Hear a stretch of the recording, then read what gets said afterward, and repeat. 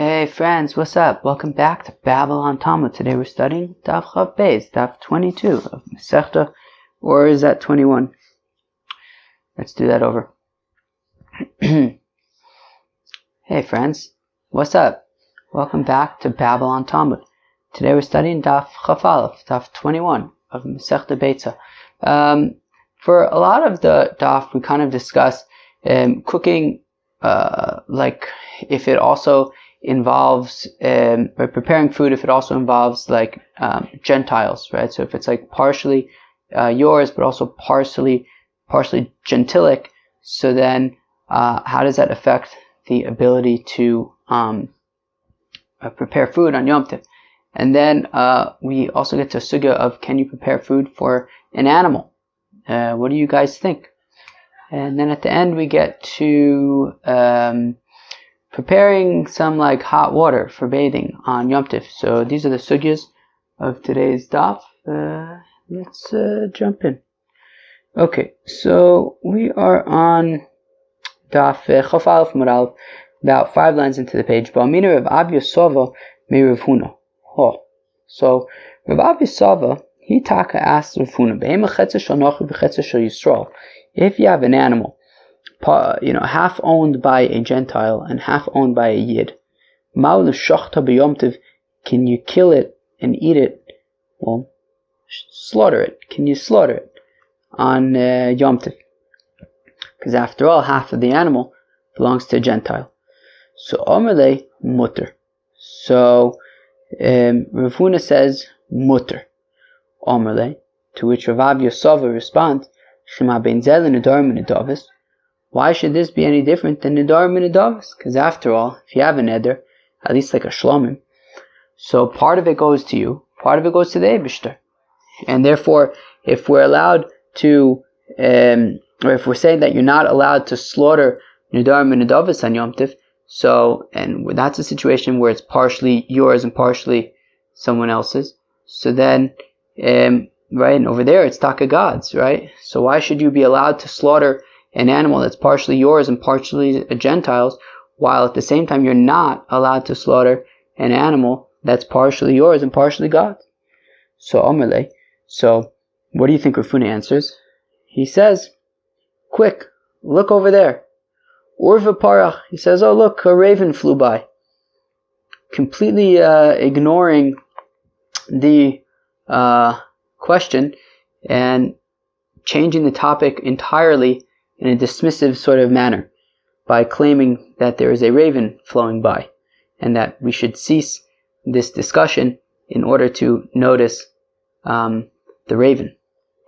Kinafok Amalei Rabba Brei. So when Rav Abya Sova left Rav Huna after this interesting interaction, so Rabba Brei de Rav Huna asks his father Rav Huna, Lav Hanu Rav Abya Sova Timishtabeach le Mar Begavi de Gavi Rabbu. So Rabba Bar Rav Huna says to his father Rav Huna, what in the world just happened? Rav Abya Sova, who you yourself praise as being a great person, just asked you a halachic question and you completely ignored him and instead dismissed the question by saying, look, there's a raven. What's going on over here? So Omerle, so Rav Huna responds to Rabba Bar Rav Huna, what should I have done? He says, look, today's Yom Tov. I just gave a shear. I'm tired. At this point, I just want to eat epis. Give me what are those, like some kind of delicacies. Feed me apples.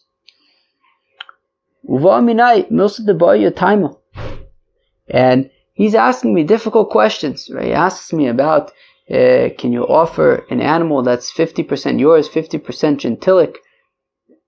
Let's assume that's a word for now. And I said, you're allowed to use it. He says, why is it different than nedarim and nedavis? He asked me difficult kashas. I already gave a difficult cheer today. I just want to eat apples. Alright, that sounds nice. I also just want to eat apples. Lemaisa, I ate an apple this morning. Alright, sounds very good. So Gemara says, well, okay, very nice. Everyone's eating apples. Okay, good for them. Lemaise, what's the halacha? That's what we over here at Babylon Talmud came to know. At the end of the day, what's the halacha? How come when it comes to an animal that's partially owned by a Yid, partially owned by a Gentile, how come you're allowed to slaughter it on Yom Tif? So behema chetze shel nachri v'chetze shel Yisrael mutar l'shachta b'Yom Tiv. So here's the deal: you're allowed to slaughter an animal that's 50% Yid owned, 50% Gentile owned. The efshir l'chzayis basar b'lo shchita. Because at the end of the day, if you want to eat this meat, well, you gotta slaughter it. So, I guess, if you gotta slaughter the meat, even if it's 50% Gentile owned, 50% of it is owned by you, you want to eat meat on Yom Tif, so you gotta slaughter it. What do you want me to tell you?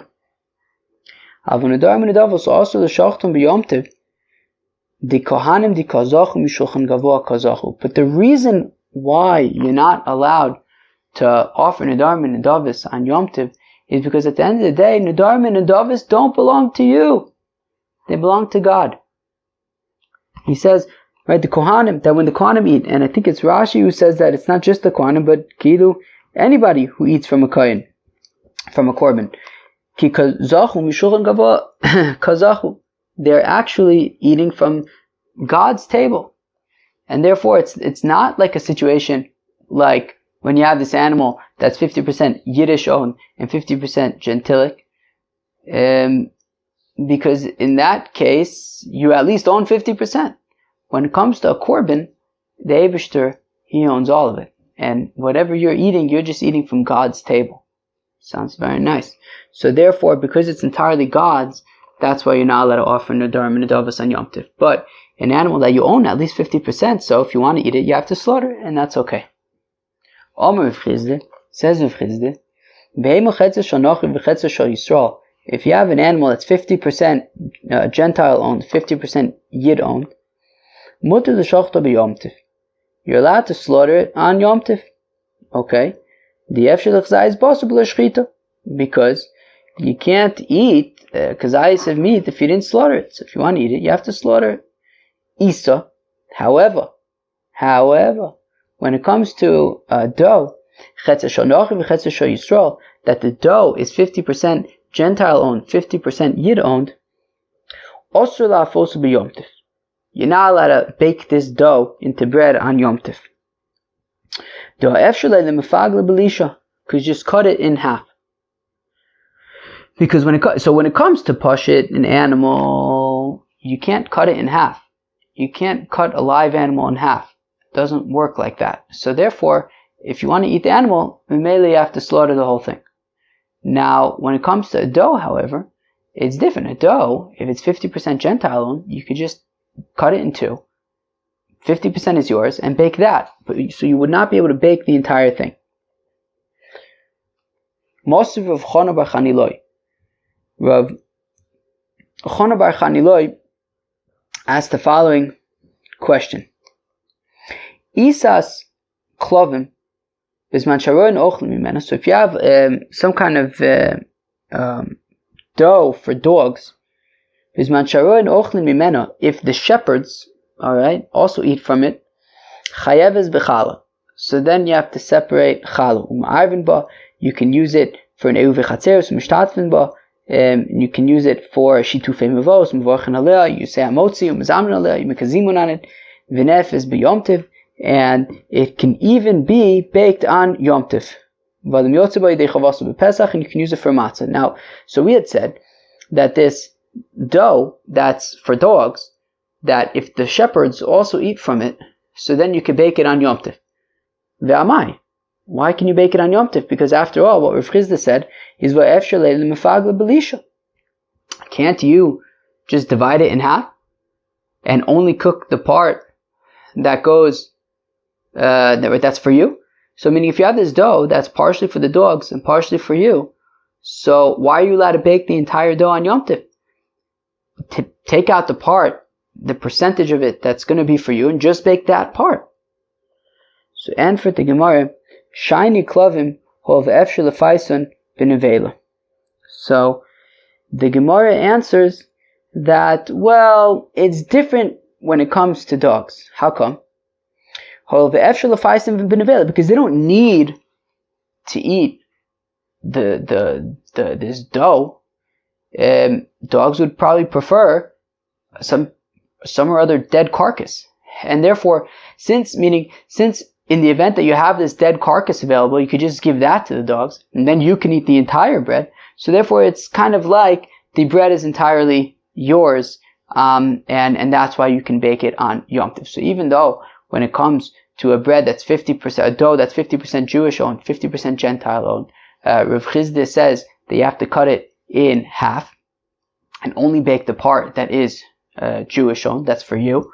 When it comes to the dough of dogs that also you're going to be eating, so you could actually bake the entire thing, because theoretically you can just give the dogs some nevela, they'd be happy, at least just as happy, and then you can eat the entire dough. So therefore, if that's the case, since if there will end up being some good carcass available for the dogs, so then you'll get the entire bread. So then that's why you can bake the entire thing. But does Rav Chizda hold of the concept of hoil? Meaning, we just explained that Rav Chizda would say that when it comes to this dough of dogs, you would be able to bake the entire thing hoil, because if there would be a carcass available, you'd be able to give that to the dogs, so then we could treat it as though the entire dough belongs to you. But does Rav Chizda, is he a hoil guy? Does he hold of this concept of hoil, of, well, since this can happen, therefore it's going to affect our outcome. Since if there's carcass available, we can give that to the dogs, therefore we could bake the entire dough. But, one second, but we learned in Masechta Pesachim. Ha'ofim Yom Tov l'chol. If at the end of Yom Tov, after you already ate your Yom Tov Suda, you then bake. And what are you baking for? For the weekday, l'maisa. Rav Chizda Amar Loke. Rav Chizda says, you better run, because we're going to whip you. Rabba Omar, Eino Loke. Rabba says, Ma pitom, we're not going to whip you, don't worry. There's nothing to worry about. Don't worry. We're not going to whip you, don't worry. Wink, wink. Anyways, maybe they'll just whip him for fun. But there's no requirement to whip him. That's not nice. Who said? I take that back.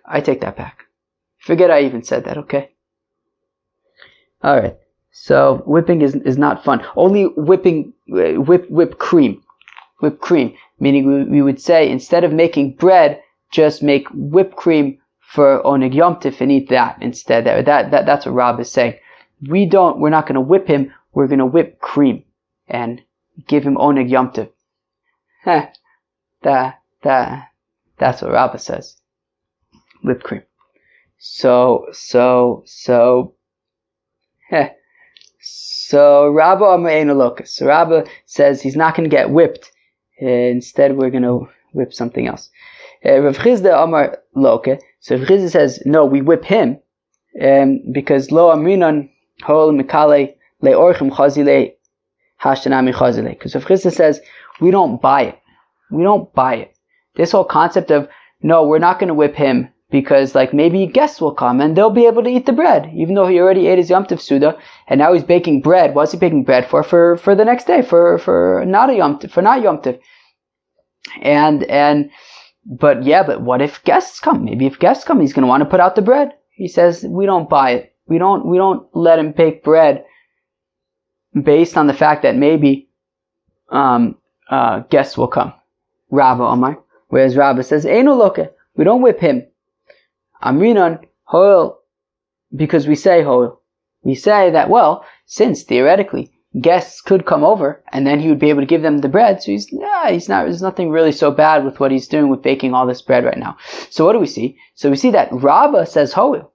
Rav Chizda doesn't say hoil. So how come over here, when it comes to the dough of the dogs, when Rav Chizda's opinion is that if you have dough partially owned by Yidden, partially owned by Gentiles, so you would have to just break away the part that would be for the Yidden and bake that, and yet when it comes to the the dough that is partially for dogs and partially for the Jewish shepherds, we say you could bake the whole thing.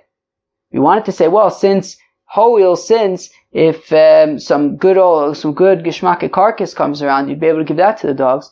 So therefore, and then you would be able to have the entire dose. That's why you could bake the whole thing. But we see that Rav Chisda doesn't hold of hoil. No, so what do we do? So ella lotem a hoil ve'efsher ella kegon de isle nevela devade efsher lefaisim benevela. No, what it's not saying hoil, that since theoretically.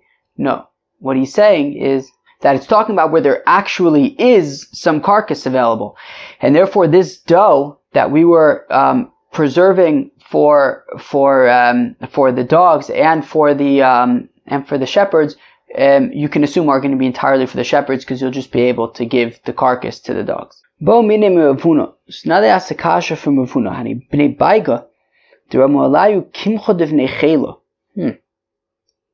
So what if you have these people and they live in the border areas, and it kind of part of their responsibility is that they need to feed the soldiers who are protecting the border areas. So bo minim Ravuna. So they ask Ravuna hani bnei Beitzah. The people who live in these villages,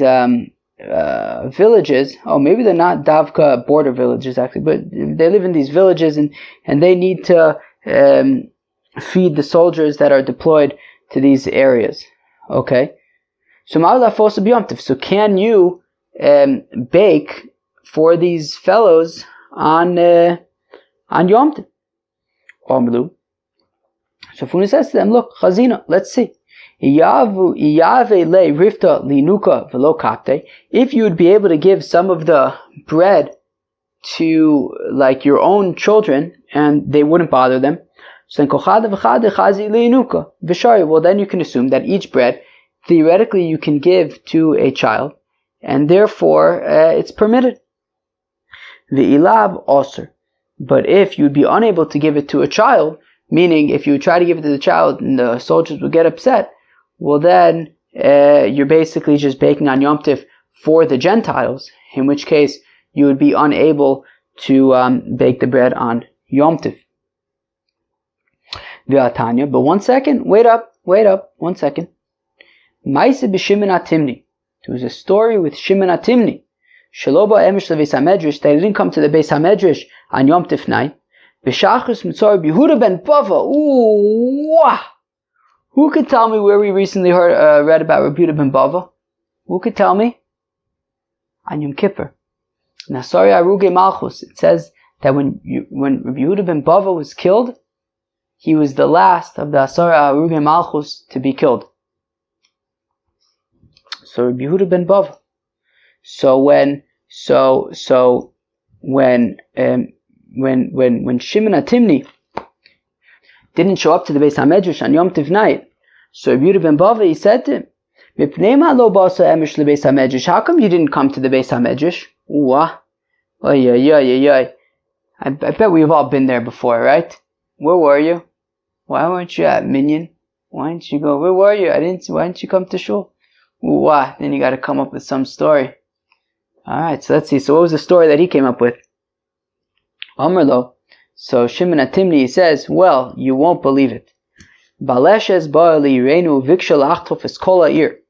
Well, some soldiers came to the city and they were going to go rummaging until they got what they wanted, until they got some food. So we slaughtered for them a calf and we gave them something to eat. And then we sent them on their way. So basically, what do we see? So we see that on Yom Tov, these people, Shimon HaTimni, and whoever else was involved, was slaughtering a calf to prepare for these soldiers. On Yom Tov. Omar lo. So Rabbi Yehuda ben Bava responds to Shimon HaTimni. Now, friends, Rabbi Yehuda ben Bava, it says in the Gemara in Sanhedrin, and Daf Yud Aleph, I think. Yud Gimel, I think. Yud Gimel and Yud Aleph, I think. So it says about Rabbi Yehuda ben Bava that he gave smicha when they killed him because he was giving smicha to, I think, Rabbi Meir, Rabbi Akiva, Rabbi Yehuda, Rabbi Shimon, and then I think maybe Rabbi Nechemi was there also, maybe Rabbi Elazar. I think there was some questions about who the fifth one was, or maybe even sixth. I don't remember quite right now, but that's Rabbi ben Bava. Rabbi ben Bava, he was around that time period, sort of around the time of probably around Rabbi Akiva, Rabbi Meir, right? That tkufa. So, anyways, this is what's going on. So he says to Shimon HaTimni, Omar lo, Tamo ani, I'm uncertain, im lo yotzos, or I would be surprised, im lo yotzos scharchem be'efseidchem, if whatever you may have gained by feeding these soldiers, so to prevent them from causing any kind of economic damage to the city, because they were just going to come rummaging through the city until they got food. So you basically stop that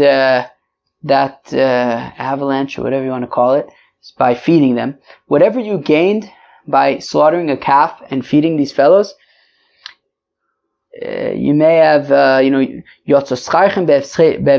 whatever you gained may pale in comparison to what you have lost as well. Shari Amr Torah, because the pasuk says, Lochem v'lo ovdei kochavim, that you're allowed to prepare food for yourself, but not for Gentiles.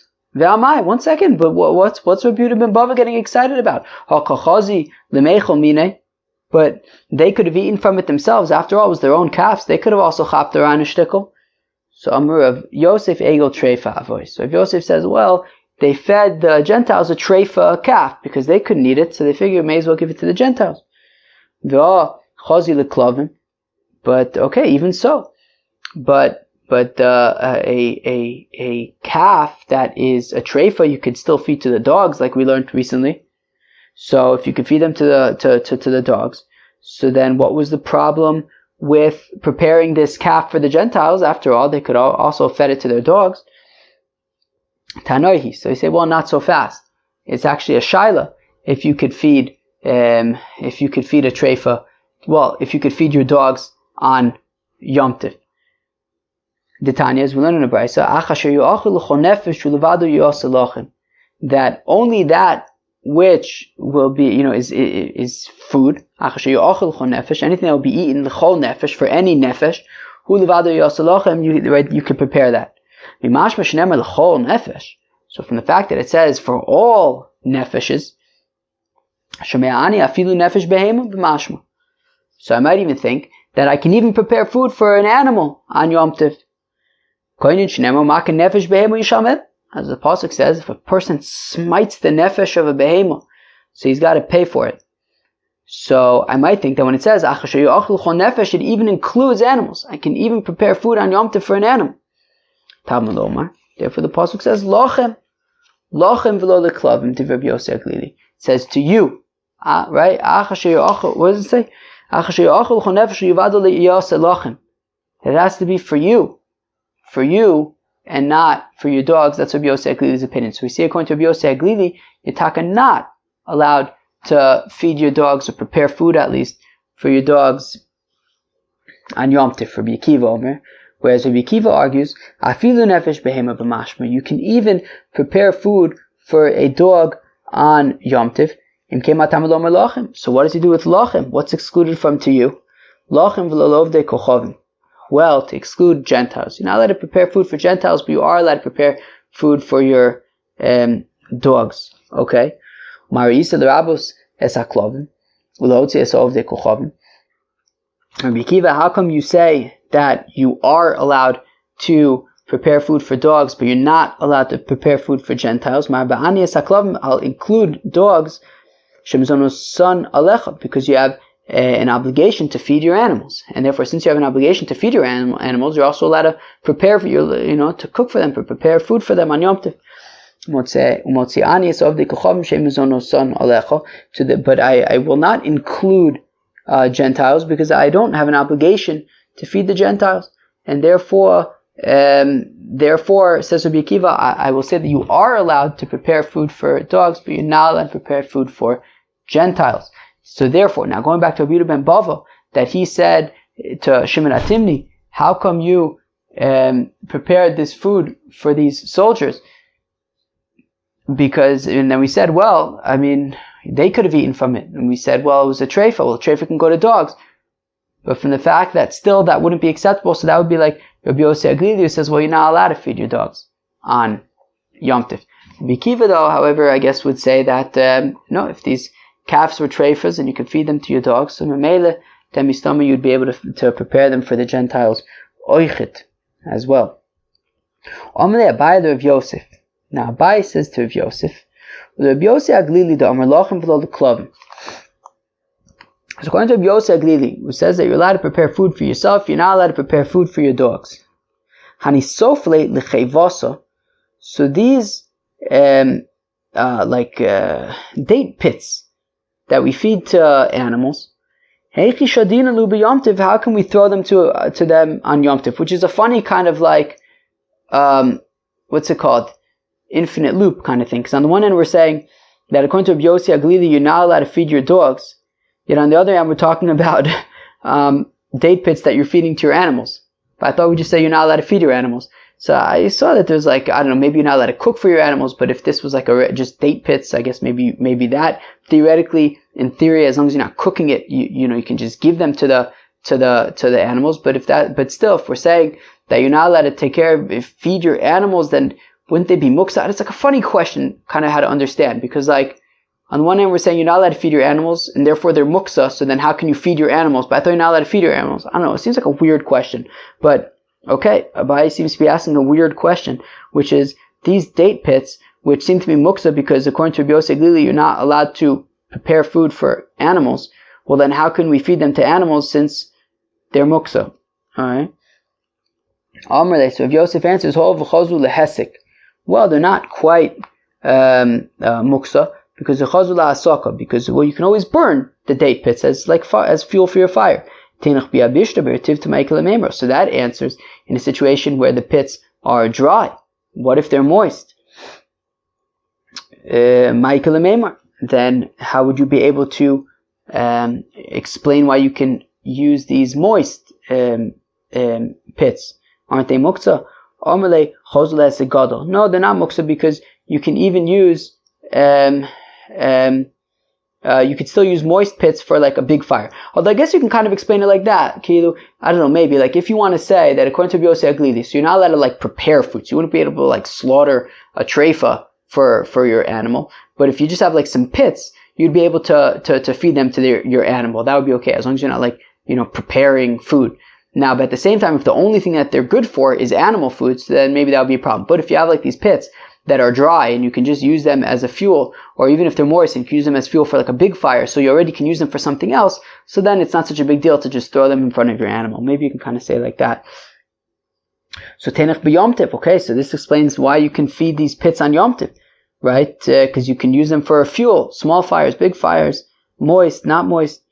B'Shabbos making the but what about on Shabbos where you're not allowed to make fires? So then how come you're allowed to feed these date pits to your animal? So metatlinon lehu agav rifta. So Rav Yosef answers, well, you can carry it by putting it on some bread, right? If it's on some bread, you can memela carry the bread.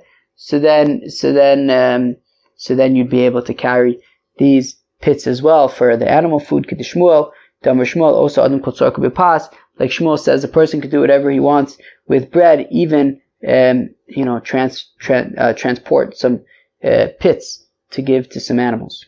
Sounds very nice. So when Rav Huna said earlier that these Bnei Baiga, that these people who live in these villages where they have to feed the soldiers, so we say that Rav Huna said you're allowed, as long as you can give some of this bread to a child and they won't have a problem with that, so then you'd be able to feed these soldiers. So that argues in Rabbi Yeshua ben Levi. You're allowed to invite over Gentiles on Shabbos, no problem. But you're not allowed to invite over a Gentile on Yom Tiv. Gezerah Shema Yarba B'Shvilo. Out of concern that you might end up cooking more food specifically for the Gentile. So we see that according to Yeshua ben Levi, you shouldn't really be eating with Gentiles on Yom Tov at all. And therefore, even in the situation where, some of the bread you'd be able to give to a child, but says Rabbi Shimon Levi, you still wouldn't be able to be feasting with the Gentiles on Yom Tov anyways. Now says Rav Acha bar Yaakov, actually, you even shouldn't be feasting with the Gentiles on Shabbos either. How come? Mishum shirei kosis, because, well, if we pour for them wine and they dip their bread into the wine, and then there's some of this used wine bready residue leftover stuff that nobody's going to want to use for anything, well, it's going to be wine of the Gentiles, which is stam yenam, or I don't know if that's stam yenam, but yen nesech, whatever it's going to be. You're not going to be able to drink that wine, so it's going to be muktzah. And therefore, says Rav Acha bar Yaakov, you wouldn't even be able to host a Gentile on Shabbos because you have to be concerned about the leftover wine in their cup with the bread mixed in it. That's going to be basically muktzah because it's Gentile wine. If that's the case, didan nami. Well, then our wine should also be a problem, because what are you going to do with our leftover bready leftover wine? Didan chazul tanagolin. Well, ours you can give to chickens. All right, that sounds nice. Why can't you give their leftover wine bready stuff to chickens? Well, because their leftover winey bready stuff is also ba'ano. Because if it's, I don't know, do we call it yen nesech or stam yenam, or what do we, does Rashi say anything? I don't know. Doesn't say anything. What do you want me to tell you? But, alright, this wine that they drank, that is going to be also ba'ano. So therefore, we're actually not allowed to feed it to the chickens. But nonetheless, but it's going to be in a cup, and you can move the cup. So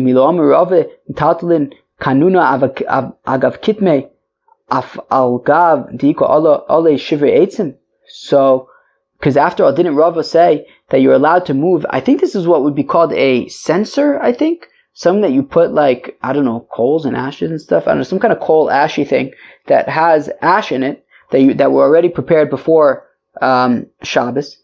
So that would be okay. You can move it. Even though there's broken pieces of wood there that are muksa.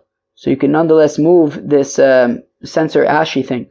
So shouldn't we say the same thing over here? That even though in the cup there's some muksa wine, but shouldn't we still be able to move the cup anyways, because you're allowed to move the cup itself? Yeah, but the ash wood combo is not asur ba'ano. Here we're talking about an isur ano, something that you're not allowed to get any benefit from, and therefore, so you're not allowed to move it at all because it's asur ba'ano, and you can't move it at all. So by the censer thing, it's not Isuri Ano, but here by the wine, it's Isuri Ano. Says Ravach Midifti to Ravino. But why shouldn't it be like Graf Shorei? Who remembers what a Graf Shorei is? Graf Shorei is a bedpan, right?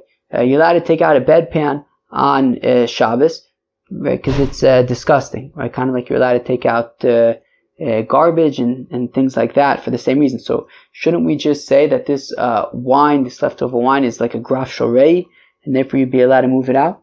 Omerle, so Ravina says midifti, but v'chios and graf shorei lechatchila. Do we make intentionally a graf shorei, a bedpan situation? No, memele if there is, so we can remove it, but we're not going to say invite over Gentiles and serve them wine so that then we have graf shorei in a cup. I mean, that's not very nice.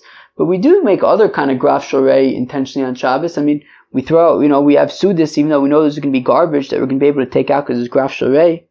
I don't know, it's an interesting question, Maisa. Alright. Adve Rava Lamar Shmuel Vidarash. So Rava says to Mar Shmuel, Mizamnes Anochri b'Shabbos v'Mizamnes Anochri b'Yom Tov. You're allowed to invite over a Gentile on Shabbos, but we don't invite over a Gentile on Yom Tov,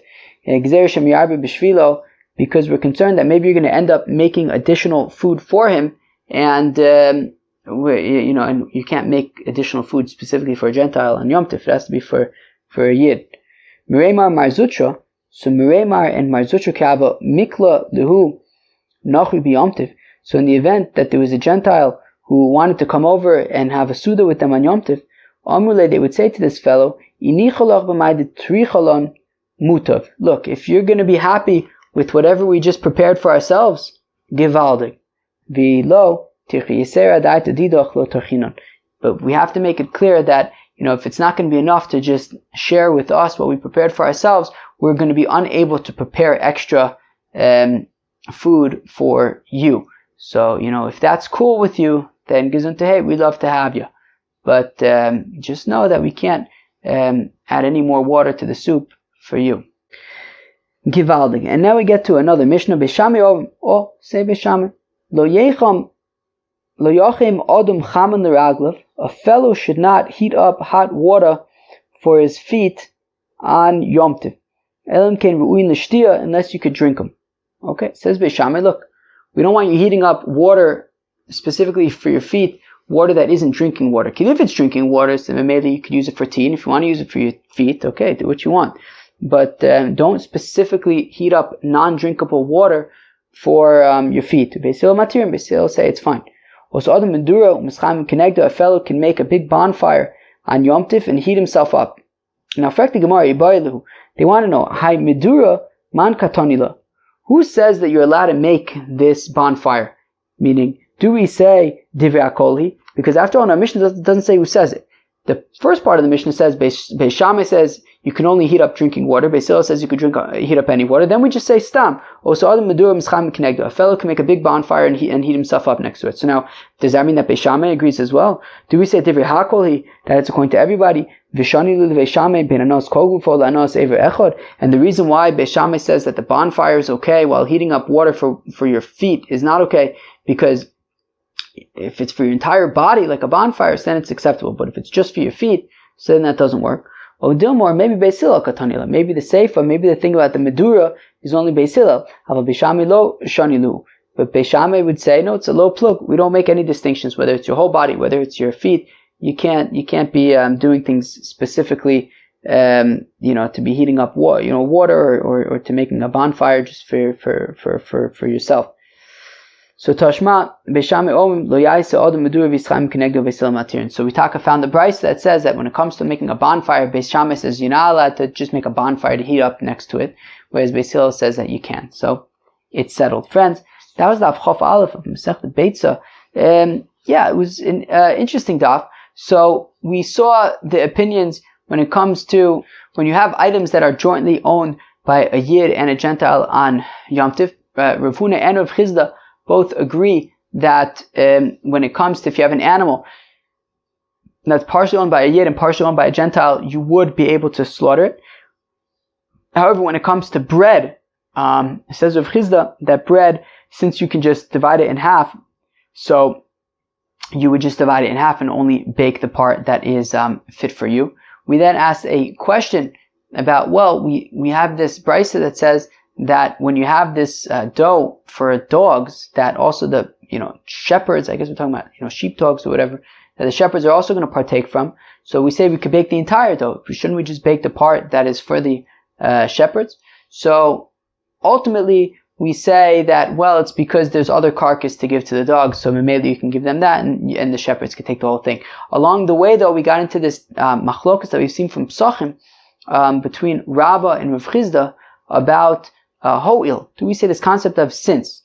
The source of this machlokas is with regard to if it's Yom Tov afternoon and you already ate your Yom Tov Suda and now you want to make bread, and the thing is, Pashtus is you're making them for the rest of the week. You're not making them for Yom Tov. You already ate your Yom Tov Suda. But theoretically, since people can come and then you can have a whole meal and give it to them, so maybe I should be able to bake it now. So Rav Chizda says, no, we don't say that, and therefore we whip you.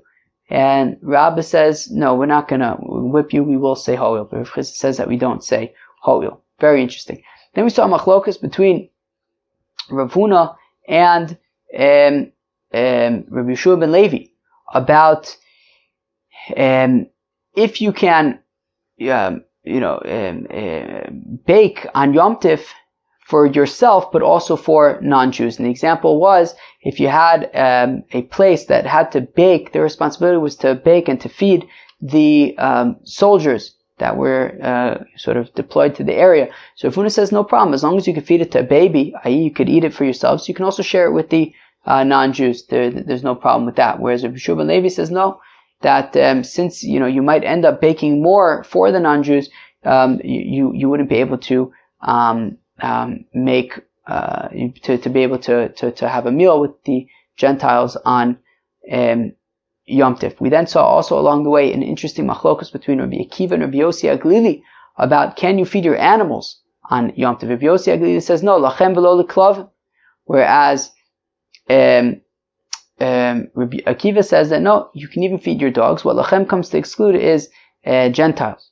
Okay, very nice. Then we got to machlokus and another Mishnah about heating up water to kind of bathe in. So Beis Shammai says, look, it has to be drinking water. You can use that. Whereas Beis Hillel says that you would be able to even use non-drinking water. Then we had a question when it comes to a bonfire. Beis Shammai says you would not be able to make a bonfire to heat up next to it on Yom Tif. And Beis Hillel says you would be. Friends, that was Daf Chaf Aleph. I hope you enjoyed. Peace out.